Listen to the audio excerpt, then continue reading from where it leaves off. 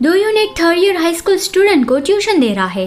उन दोनों की उम्र में ज्यादा अंतर नहीं है, फिर भी वो लड़का दोयुन की सारी बातें मानता है और दोयुन को उसकी थोड़ी चिंता हो रही थी क्योंकि वो अच्छी फैमिली से है, फिर भी उसके पेरेंट्स उसे ज्यादा अटेंशन नहीं देते। वो जल्दी ही अब्रॉड पढ़ाई करने जाने वाला है और अभी वो जिस स्कूल में है वहाँ पे भी उसे अच्छा नहीं लग रहा है।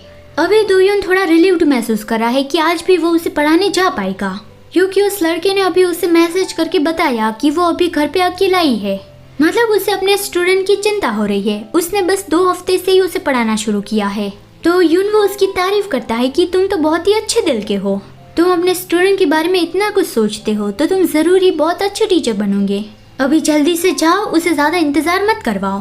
तारीफ सुन के दोयुन के कान रेड होने लगे थे और फिर वो चला गया।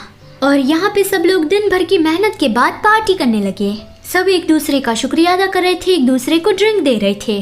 पर टैग्युम ने युनवो से कहा कि वो सिर्फ सॉफ्ट ड्रिंक ही पिएगा। युनवो कहता है कि ज्यादातर लोग तो चोई टैग्युम को ही देखने आए थे, पर मिंगजाओ ने कहा कि काफी सारे लोग तुम्हें भी देखने आए थे, हमारे डिपार्टमेंट में तुम भी काफी फेमस हो। फिर थोड़ी देर बाद संजय ड्रंक हो गया था और उसका रोना धोना भी शुरू हो गया था। वो चाहता था कि हमेशा सब लोग इसी तरह से स्कूल में ही रहे।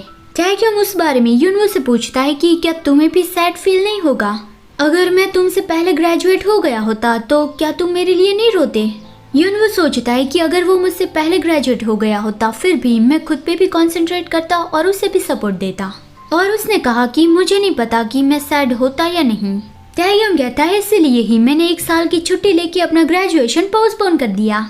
ये बोलते हुए उसने युनवो का हाथ टाइटली पकड़ा और युनवो ने कहा कि हाँ, आई थिंक मैं थोड़ा अपसेट होता। फिर अगले सीन में सुबह हो गई थी। युनवो और टैग्युम एक दूसरे को गले लगा के सो रहे थे, पर युनवो की नींद खुल गई क्योंकि उसका फोन बज रहा था। उसकी मॉम का फोन आ रहा था। उसने बताया कि जल्दी उसका बर्थडे आ रहा है तो फिर वो उसके लिए सीवीड सूप बनाएगी। इसके लिए उसे घर आना है और टैग्युम को भी अपने साथ लेते आना है। टैग्युम की भी नींद खुल गई। वो युनवो को गले लगाता है। युनवो उसके बालों को सहलाता हुआ फोन पे बताता है कि आपको कुछ भी बनाने की जरूरत नहीं है। उसकी मॉम कहती है कि क्या तुम अपनी मॉम के हाथों से बना खाना नहीं खाना चाहते? युनवो मन में बोलता है कि आप अच्छा खाना नहीं बनाती हो और वो अपनी मॉम से कहता है कि नहीं, ऐसी बात नहीं है। फिर उसकी मॉम को देर हो रही थी तो उसने फोन रख दिया कि इस वीकेंड मिलेंगे। फोन रखने के बाद युनवो टैग्युम के फोrehead पे किस करता है और कहता है कि क्या मेरी आवाज सुन के तुम जाग गए? टैग्युम ने कहा कि नहीं, तुम ज्यादा आवाज नहीं कर रहे थे, मैं बस तुम्हारी बातें सुन रहा था। क्या वो तुम्हारी मॉम थी? युनवो ने बताया कि हाँ, जल्दी मेरा बर्थडे आ रहा है तो उसने कहा है कि हम दोनों को वहाँ पे जाना है। वो सीवीड सूप बनाने वाली है। टैग्युम उसके साथ जाने तो वाला था, लेकिन जब उसे पता चला कि युनवो की मॉम खाना बनाने वाली है तो वो थोड़ा शॉक्ड रह गया।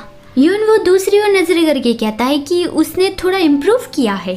मतलब कि टैग्युम को भी पता है कि युनवो की मॉम अच्छा खाना नहीं बनाती और उस बारे में याद करके वो दोनों हंसने लगे।